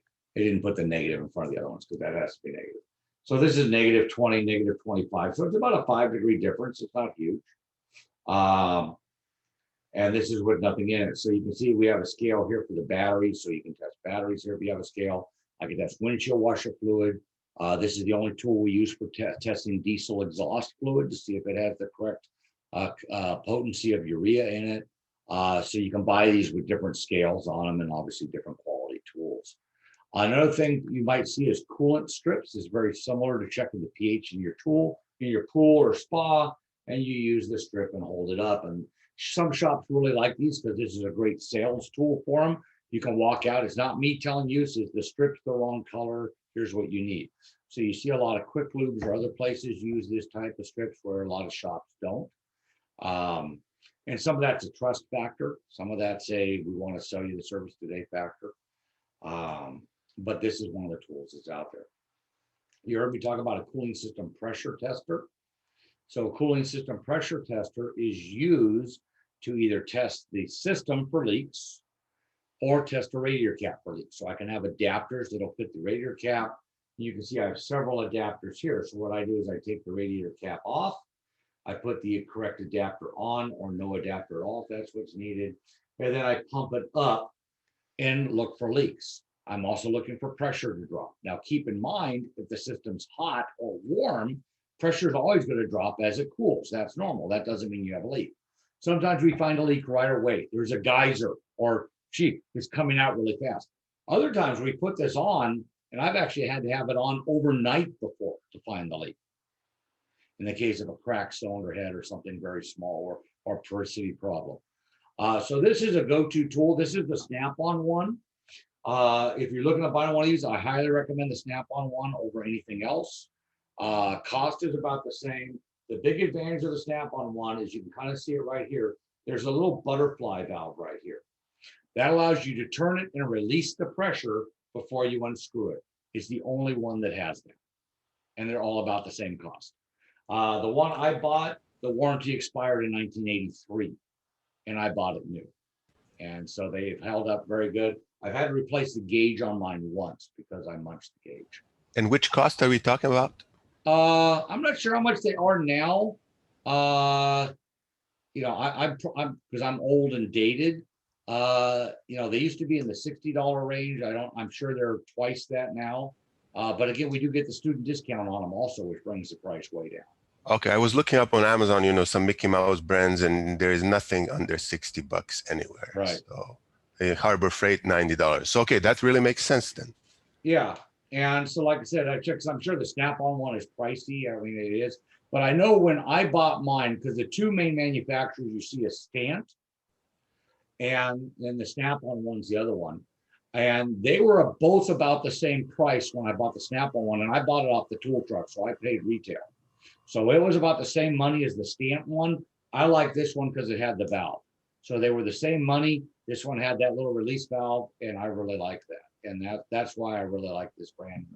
Like I said, it's held up really well, but you'll see the Stant is what we have at several of those at school, because that's what they bought before I got there. And we've got like 8 of them or 10 of them, so I won't be buying any more for a while. And a lot of shops buy the Stant because you can buy them from XYZ Auto Parts, and Stant sells a lot of, you know, radiators, pressure caps, everything else. That valve for me was it, because a lot of times the car's still hot. I got to get my pressure tester back off. I don't want to take a shower. It allows me to release the pressure into the overflow bottle or whatever, and then take it off without making such a big mess. So that's why I really like this tool. Hey, that kit you're showing, I just looked it up since we we're talking here. It's on Snap-on's website. It's 285. It's 171 with the student discount. Okay. And they may have a shorter kit that doesn't have as many adapters. I don't know. That looks like the exact kit, the same Okay. adapters and everything. The All right. picture you've got there, the photo Sure. you show. And there are other adapters, so this isn't going to fit everything. You know, I've got a drawer full of adapters that I've bought as they've come out over the years. Because I may need a special adapter for the new 2022 fill in the blank. I may be working on this. So there are some other adapters. These are the common ones. And this is going to cover probably 60% of the cars out there, 70% of the cars out there. And certainly real good coverage on domestic. There's a company called AST, Oschenmacher Specialty Tools is what AST stands for. They make cooling system adapters. They are the company.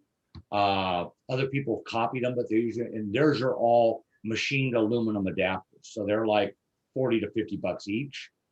Lifetime warranty, great stuff, but that's a lot of times what we buy. There are other cheaper adapter kits and everything else out there. Snap-on stuff, but you know, the adapters and stuff are all lifetime warranty. But yeah, I knew that it's amazing how things have gone up over time, isn't it? Especially like I said, I know I paid in the $60 range for it when I bought it. Can I ask a question? Sure. I'm still not fully, I know the cooling system and all that stuff has to do with combustible engines, but when it comes to like the AC and all of that, is all of that electrical? You're not using radiator fluid or antifreeze or coolant, any of that stuff when it comes to like the electrical or the hybrids?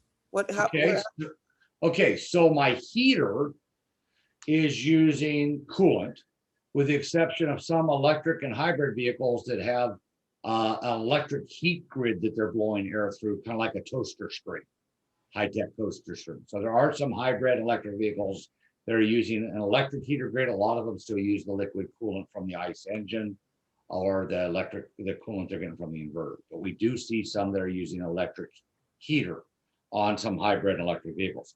The air conditioning system is a completely separate system. And it uses a refrigerant, and that refrigerant is cycled very similar to your home AC system or a window AC system. It's a sealed system, so it doesn't matter whether I'm working on a hybrid, an electric, or a gasoline powered vehicle, diesel powered vehicle. That AC system is basically the same in principle. There are some different oils we use based on whether it is a hybrid vehicle or not, whether it uses an electric air compressor, compressor for the refrigerant or not. So there are some subtle differences there, but that's a completely different system that uses refrigerant. I don't get into that at all in this class because of time constraints. We've moved that over into the 507B class. So Mr. Fu spends the time in the 507B class going through air conditioning and refrigerant. So we moved that out of this class when we brought the emission stuff in and some of the more high-tech drive, how things work stuff, but we just flat out ran out of time. Okay. I was just wondering about that when you were talking about that. Great question, because Like, well, with the differences and all that because you keep hearing there's no liquids and all that kind of stuff in the electrical cars. And I'm just wondering, how does that all work with the AC? And sure, yes, two separate systems. What they have in common is the vent that it comes out. Okay, thank you. You bet. So quickly, a couple other tools we use. One is a combustion leak detector. We use this for detecting combustion gases from the combustion chamber in the cooling system. And this will, on a gasoline engine, this blue dye will turn yellow if I have combustion gas. So if I have a blown head gasket, for example, a cracked cylinder head, this will turn color from blue to yellow. If it's a diesel and I'm using fluid that's compatible with diesel, it'll go from blue to green. Is that a one-time kit, or use it and throw it away? Or No, not at all. The fluid, you'll go through fluid that's consumable. You buy it, as you use it. But the actual kit, these last a number of years, even in the shop, till we either wear them out or break them, because these are glass. So sometimes hoods fall on them, sometimes we step on them, things happen. But the tool itself, and even in the shop, I think the last one of these I got 15 years out of. I mean, they last a very long time, even and that's with regular shop use. The UV dye can be reused. It's pretty slick as long as it's not contaminated. So if it gets coolant or water in it, it's junk, you throw it away. But if it turns yellow, I can actually take it off the car, pump clean air through it, it'll turn back to blue. Oh, Really, really cool stuff. And we use that for checking for blown head gaskets or leak. The other thing I wanted to point out, because I know we're out of time, this right here is a fill kit. I know Amazon has several different brands. I like Lisle. Lisle, L-I-S-L-E, is the company that first came out with it. They all used to be yellow. Now they've kind of changed to clear. They've got a lot more adapters in them than they had on the first kit I bought. But this is great for filling up cooling systems and not making a mess. Because now I've got this big funnel here to pour in. I've got adapters to go to my radiator cap or my expansion bottle. And also I have a little plug that I can put in the top. So when I take this off, I can put the coolant back into the jug, or I can put stuff back in the jug or into the overflow bottle. And you can see here in this case, we're zigzagging to a place that's hard to get to. But even ones that are easy. The other thing is I can put coolant down towards the bottom of this, start the engine up. It's going to get higher and higher and higher until the thermostat opens, and it's going to drop. And then I can top off the cooling system. If I start getting nervous, it starts getting too high, I just put the plug in. And obviously I don't want to get too much pressure because it's just a fit plug. But then when the thermostat opens, it's real hard to get the plug out because now there's a vacuum and you pull that plug out and it just pulls it all in. So this, and these are not terribly expensive. I know someone's already on Amazon by now. I don't know what they're going for this week. I think last time we looked, they were about 25, 26 bucks. Maybe they're more than that with all the adapters. But again, this is a slick funnel system. Use this a lot. There's a lot of airlift tools and other tools that are out there for filling cooling systems that are high tech, need an air compressor, all those things. I really don't like those. I've owned those. I haven't had anything I can't fill up with this and common sense. Common sense goes a long ways. It's just not very common. anymore. Nope, it's not. It's like an add-on that people don't seem to have ordered. So on that note, I know I skipped a couple of the slides at the end of this where I kind of explained these tests a little bit more. So if you're interested, the PowerPoint's up on Canvas. Make sure you review that. But I did want to at least talk about each of the things I have the pictures for. And I do talk about, I have directions for bleeding the cooling system in and for how to do the pressure test and how to do the leak down test and some of that stuff in here. So I have a couple slides of explanation with each of these. So on that note, I think we're all set and we made it through cooling, and looks like I called it correct. I thought about bringing up some of the ignition stuff. I looked how many slides I have. I said, nope, this group, I'm going to get enough questions. We're not going to make it out of cooling today. We're going to be there all day today. And it looks like I called that right, which is great. I mean, believe me, I'd rather be spending time and answering questions than just next. Makes my job Brian. much more enjoyable. So I thank you for that. On that note, how about one question? Oh, absolutely. Before you give me the question, let me remind everyone, if you haven't used your permission number and registered for the last part of this class, make sure you do that today, please. And I'll take the one question now. Okay, so it is about the mode on how the air is coming into the cabin. You mentioned that earlier. So I encountered a car, it was a Ford Focus, where sometimes it was difficult to turn that knob which chooses the mode, and accordingly the mode wouldn't change. Right. On other occasions, it would just work fine. So what are we looking at in this case, possibly? It depends on how we control it, right? Because if it was a cable control, we go, maybe it's a sticking cable or door. I'm pretty sure on that Focus, it is going to be either vacuum or electronic control, probably vacuum, where that knob is simply just turning stuff inside a switch, and it's actually a bad control head or knob assembly. But the key thing would be looking up to see how are the doors controlled, because if it's a cable, Now I'm looking at maybe a cables binding or I have a door binding, which is very common. But if it's vacuum or electric, my only choice is that control head where you're turning the knob.